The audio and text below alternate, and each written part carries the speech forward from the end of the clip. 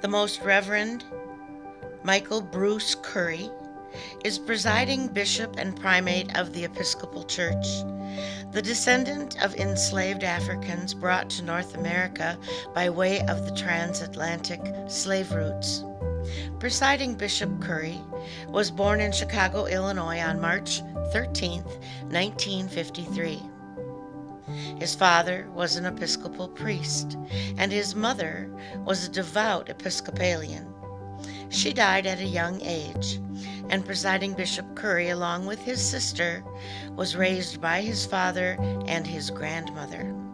He attended public schools in Buffalo, New York, and even at a young age, he learned about social activism through his father's leadership and his own dedication to righting a broken world.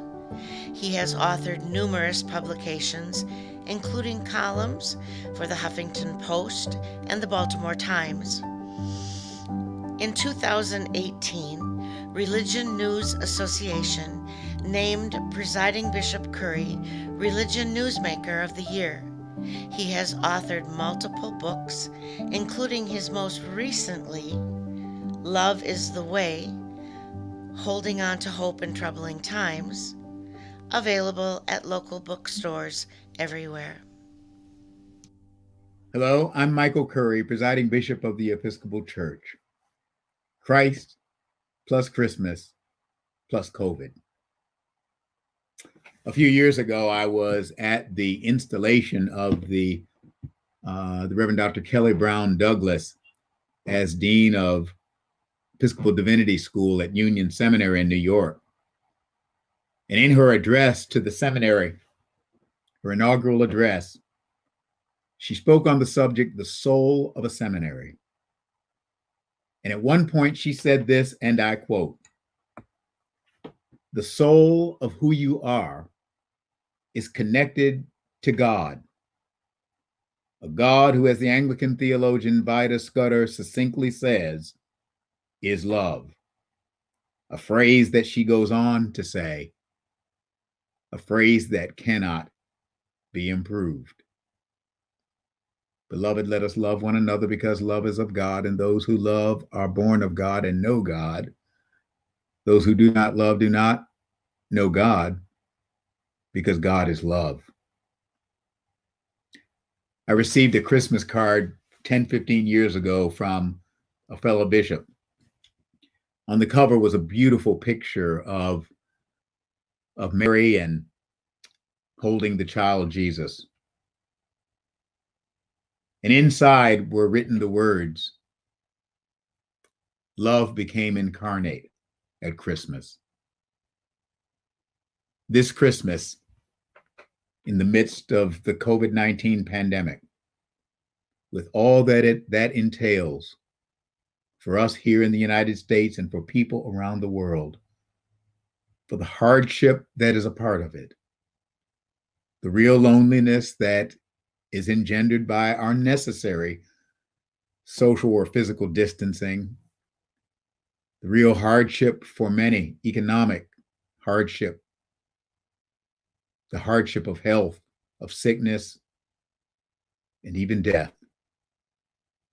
These are tough times.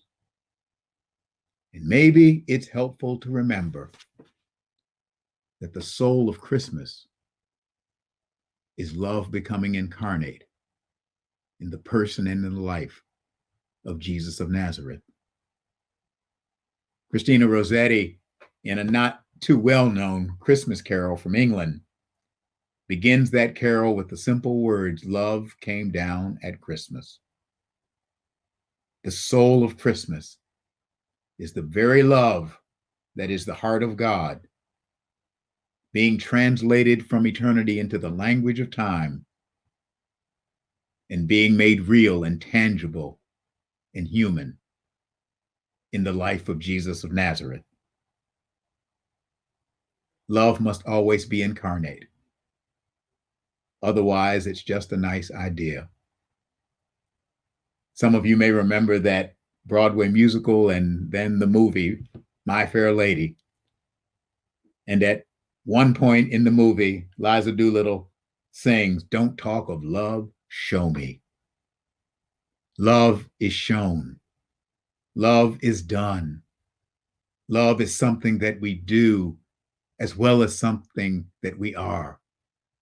Love is a verb. It is a verb of a state of being, but it is also an action verb. Don't just talk of love, show me.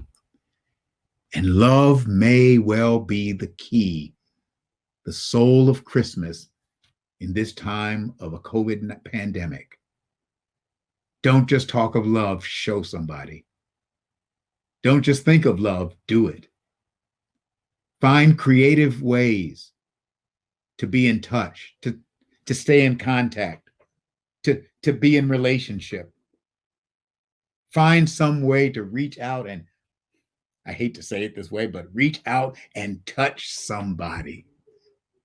Use this Christmas time to break through the isolation in ways that are socially proper, that are medically safe, but to break through. If you high tech Zoom, if you low tech text, if you no text, pick up the phone and call, but reach out and touch someone, because love came down at Christmas, and love may be the key to the soul of Christmas in the COVID-19 pandemic. God love you.